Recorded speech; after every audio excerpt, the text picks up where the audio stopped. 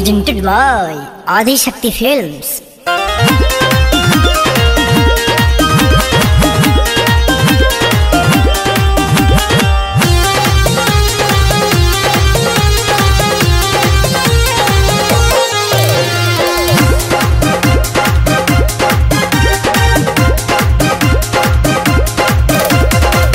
लैला मजनू के नइखे जमाना, प्यार हो गइल बा माए खाना।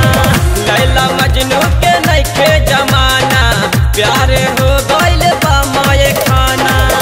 बांधे नाही पैब तू नेहिया के नेह से, आजकल के प्यार होता देहिया के देह से। आजकल के प्यार होता देहिया के देह से।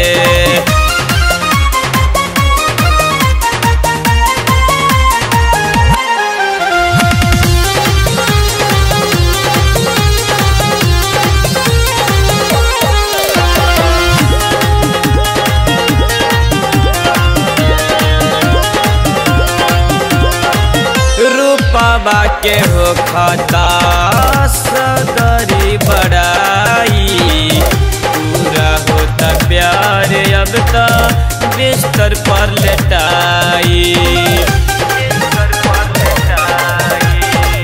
रूपा के हो खाता सगरी बड़ाई, पूरा होता प्यार अब तो बिस्तर पर लेटाई।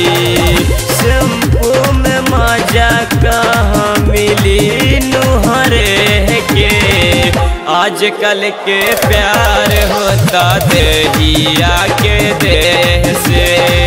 आजकल के प्यार होता देहिया के देह से।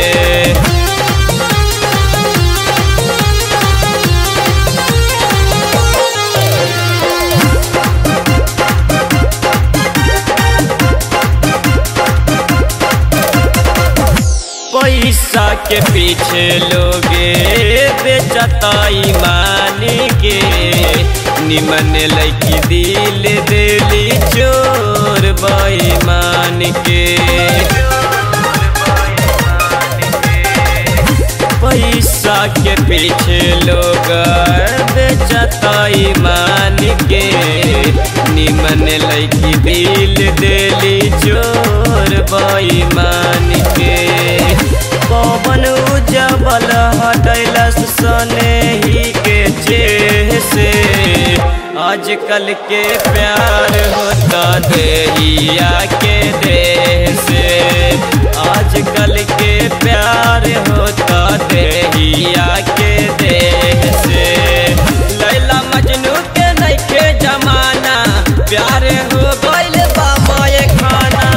लैला मजनू के नइखे जमाना, प्यार हो गइल बा माए खाना।